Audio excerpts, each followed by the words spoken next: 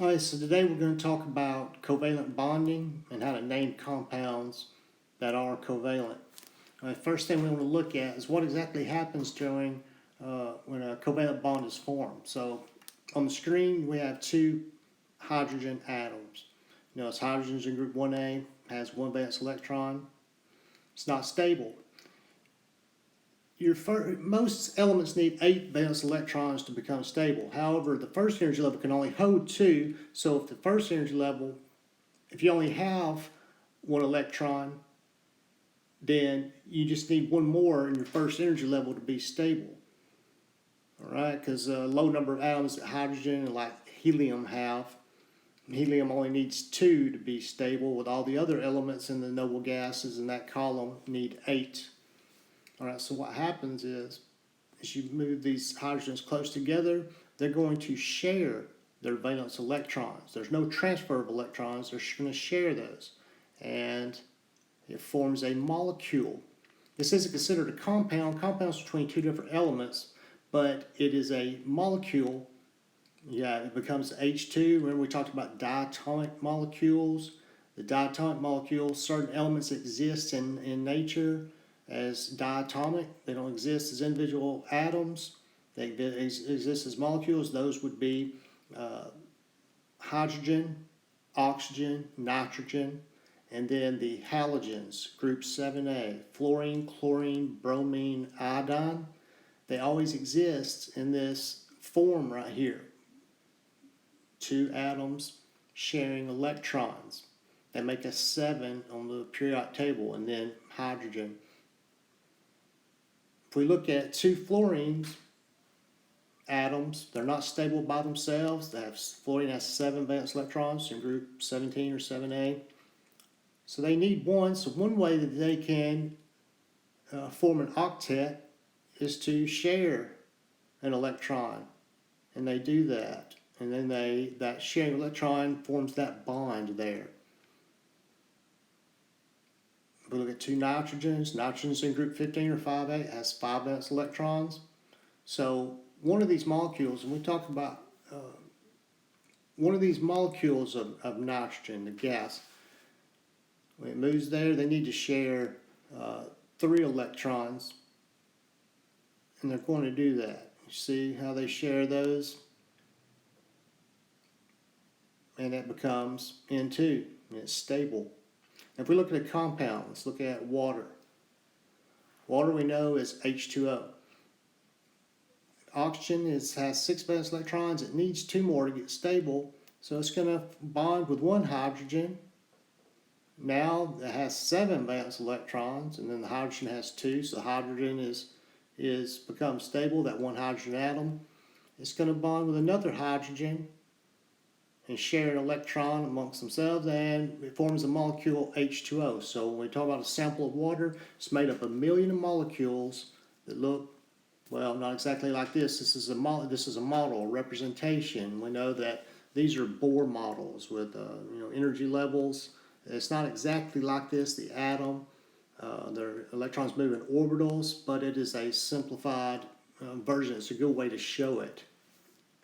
And if we look at carbon dioxide, oxygen's in the middle, carbon's in the middle. We have 2 oxygens. Carbon has 4 valence electrons.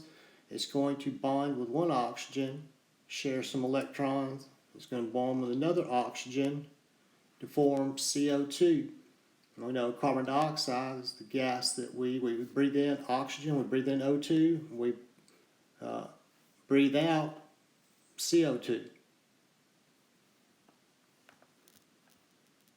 Now, you should have the guided notes that goes along with this presentation.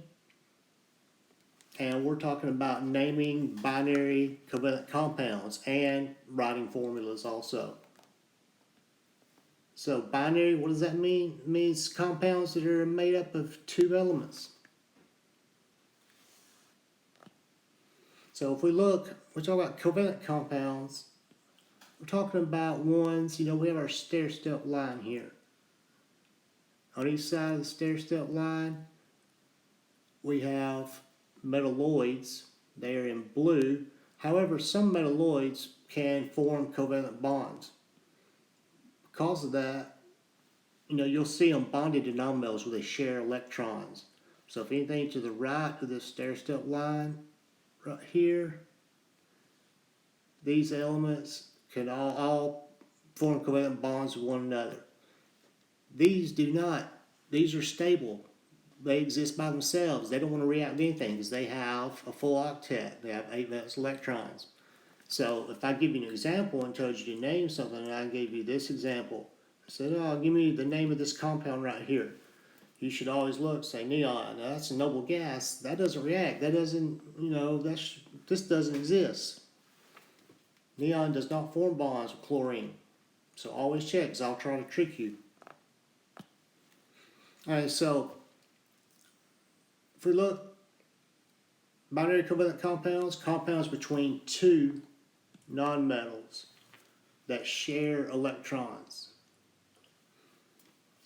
Now there are covalent compounds between more than two nonmetals, but we're only going to talk about the binary ones. They're also called molecular compounds. So if you see a worksheet that says name the molecular compounds, it's talking about covalent compounds. And they're named using prefixes. Those are things that come before words that correspond to the number of atoms of each element. The first element in the formula is named first, and it keeps its whole name, like, oxygen would stay oxygen. We would not drop the ending and add anything. We would just add a prefix to it, and that should say prefix instead of prefix. So it gets a prefix if there's a subscript on it. Only if there's a subscript. If there's no subscript, it doesn't get a prefix. If that's talking about the first element. So if you see CO2, there's a reason it's not called monocarbon dioxide. It's just carbon dioxide. If the first element doesn't have a prefix, there's only one. We just name the element. The second element's named second. You use the root of the element name plus the IED suffix. For example, chlorine, you drop the INE and add IDE, it'd be chloride. Fluorine becomes fluoride. Bromine, bromide. Iodine becomes iodide. And you always use a prefix with the second element.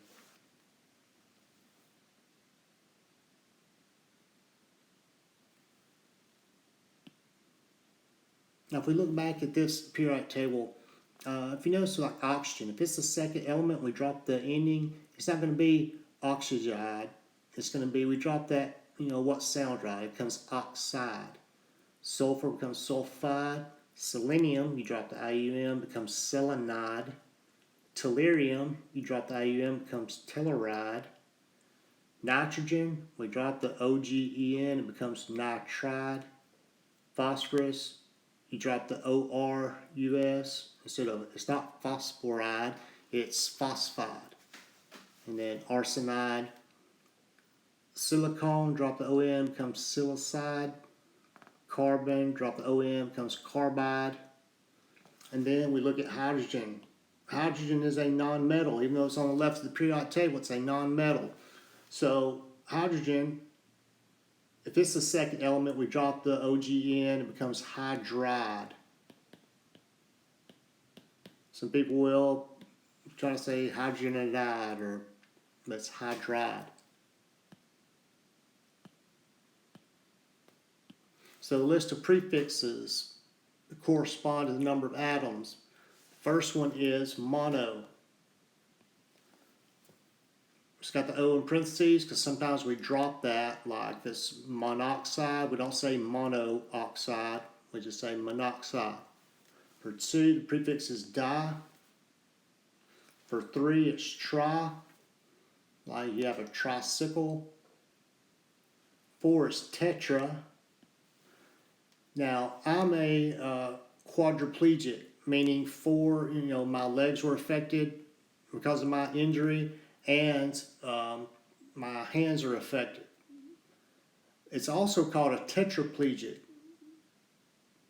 Now, penta is 5, it means pentagon. 6 is hexa, like hexagons, got 6 sides. 7 is hepta.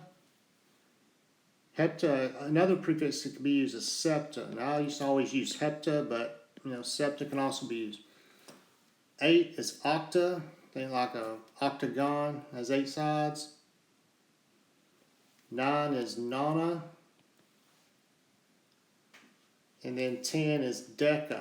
Now you can also write it as D-E-C-A, and that's the way that I write it. Either way is fine.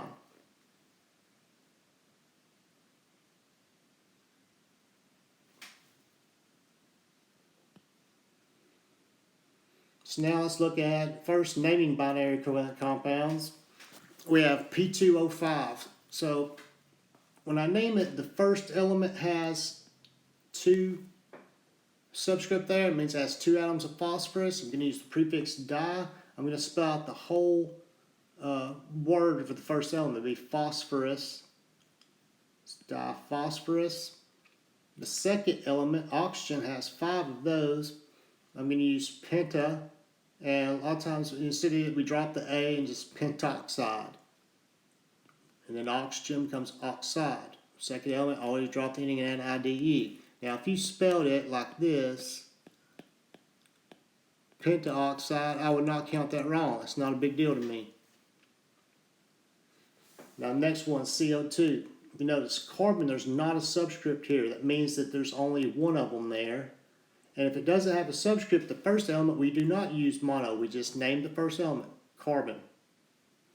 The second element has 2 atoms. We use the prefix for 2, which is di, and then dioxide. The third example, CO. First element only has 1, so we just name it carbon. We do not use mono. The second element only has 1. If the second element only has 1, we do use the prefix mono. So that becomes monoxide.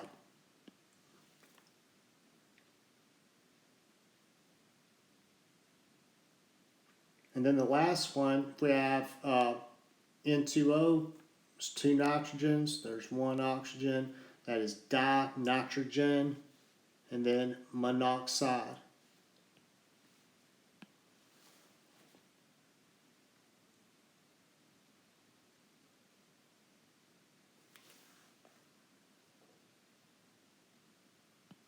So let's look at just a few more. If I have N3Cl6, 3, prefix for that is tri, that becomes tri. And then N, look on my periodic table, that's nitrogen. 6 is hexa, and that's Cl, so that's going to be chlorine. So it's not going to be hexachlorine, it's going to be hexachloride.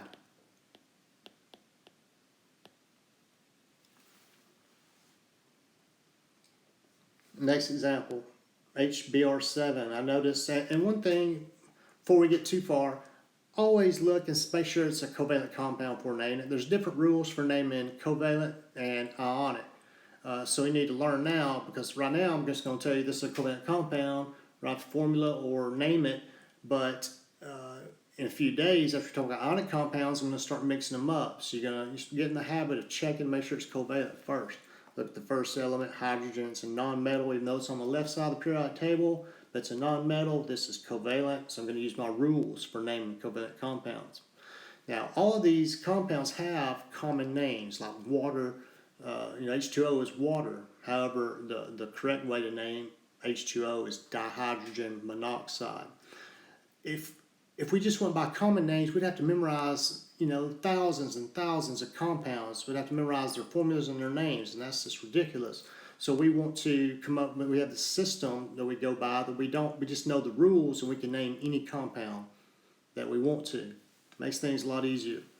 So this is, the first element is hydrogen. There's only one of them. I'm not going to use mono. I'm just going to name it hydrogen. Second element, 7. Prefix means hepta. That is hepta.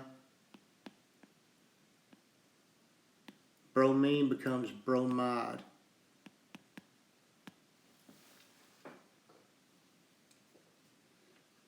And then the last example, 8 is octa. There's B is for boron. So that is octa boron. 10 is the prefix deca, deca,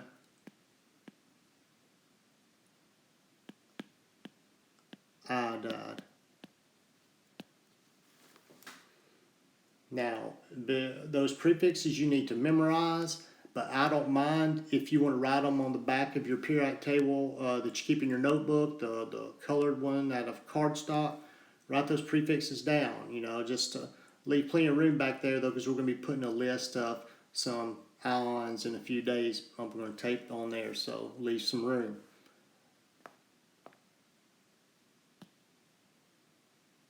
So right now, skip over this right here. You're going to come back and answer these after we're finished with the video.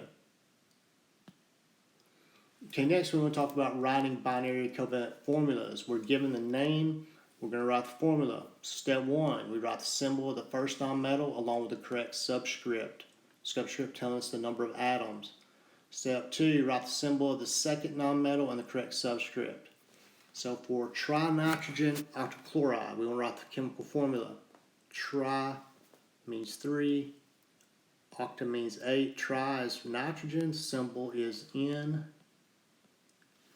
We write a 3 as a subscript. We do not write this. That's a superscript. We write a subscript. So, because in a few days we're going to be writing ions, which to write an ion, for example, chlorine forms a 1 minus ion. We write it as a superscript. So those are ions. It has some completely different meaning than the number of atoms. It does not stand for the number of atoms. It stands for the number of electrons it gains to form an ion. So for, back to our example, that would be N3, chlorine is Cl, and then octa is 8. Next, we have silicon pentasulfide. Silicon doesn't have a prefix, which means there's only one of them. So I'll write Si. Selenide is Se. Penta means 5, so I'll write Se5. Hexacarbon tribromide. Hexa means 6, so that's why it's C6. Tri means 3. Bromine is Br, so it'd be Br3.